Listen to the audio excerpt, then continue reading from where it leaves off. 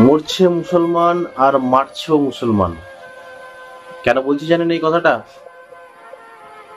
সাম্প্রতিক কালীগঞ্জের উপনির্বাচন এবং সেই উপনির্বাচনে তৃণমূলের জয়ের পরে যারা সেলিব্রেশন করছিলেন তারাও মুসলিম, আর জয়ের আনন্দটা যাদের কাছে বিষাদে পরিণত হলো এবং যে ফ্যামিলির বাচ্চাটা মারা গেল বোমের আঘাতে, বিজয় মিছিল থেকে বোমের আঘাতে যে ফ্যামিলির বাচ্চাটা মরে গেল তারাও মুসলমান। তাহলে মুসলিম মারলো, মুসলিম মরলো, আর জিতলো কে? তৃণমূল। আমার কোনো দলের বিরুদ্ধে কোনো অবজেকশন নেই, ব্যক্তিগত স্বাধীনতা রয়েছে, যে কোনো দল করতে পারো, বিজেপি করতে পারো, তৃণমূল করতে পারো, কংগ্রেস, সিপিএম, আইএসএফ, যা খুশি করতে পারো। সমস্যাটা কোন জায়গায় জানো?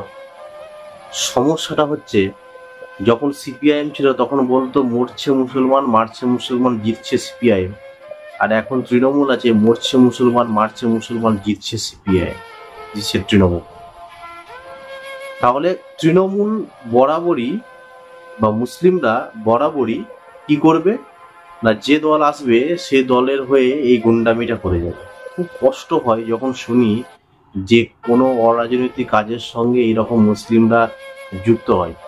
আপনি একটা জিনিস কল্পনা করতে পারেন, খুব খারাপ লাগবে, আমি নিজে মুসলিম এবং তাই বলছি, পার্সেন্টেজে আমরা সংখ্যালঘু, কিন্তু দেখুন বিভিন্ন জায়গায় গুন্ডামি মাস্তানিতে আমরা কিন্তু সংখ্যাগুরু।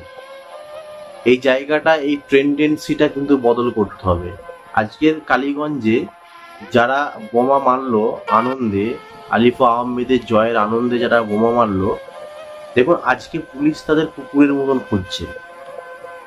19 জনের নামে এফআইআর হয়েছে, 5 জনকে পুলিশ ধরেছে, এবং তৃণমূলের বড় বড় নেতারা বলছেন, আমি কুণাল ঘোষের একটা বাইট দেখলাম, বললো কি কোন দল কোনো জানার দরকার নেই, সর্বোচ্চ শাস্তি যদি ফাঁসিও হয় তাহলে দেওয়া হোক। আমি ঠিক আছে, শাস্তি দোষ করেছে, ফাঁসি হবে, সবকিছুই ঠিক আছে, কিন্তু বার্তাটা ওই মুসলিমদের জন্য, আপনি আনন্দ করতে গিয়ে যে ভুল করলেন তাতে করে আপনার কত বড় ক্ষতি হলো।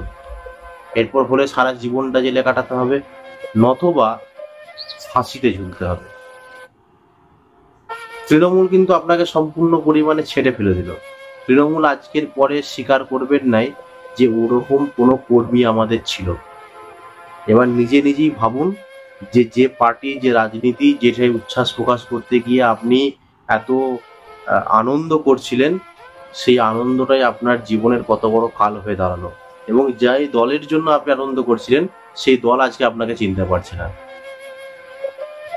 একটু পরিবর্তন হতে হবে। মুসলিম সমাজকে বলবো, উগ্রতা বন্ধ করে শিক্ষার আঙিনায় আসুন, এবং যে দল আসুক সেই দলের সঙ্গে কিভাবে নিজেদের সোসাইটির উন্নতি হয়, কিভাবে নিজেদের সমাজের উন্নতি হয়, এটা দেখতে হবে।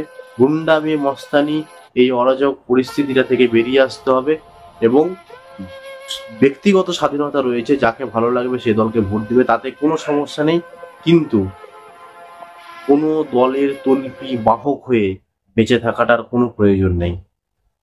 ততক্ষণ ভালো থাকবেন, সুস্থ থাকবেন, পরের ভিডিওতে দেখা হচ্ছে।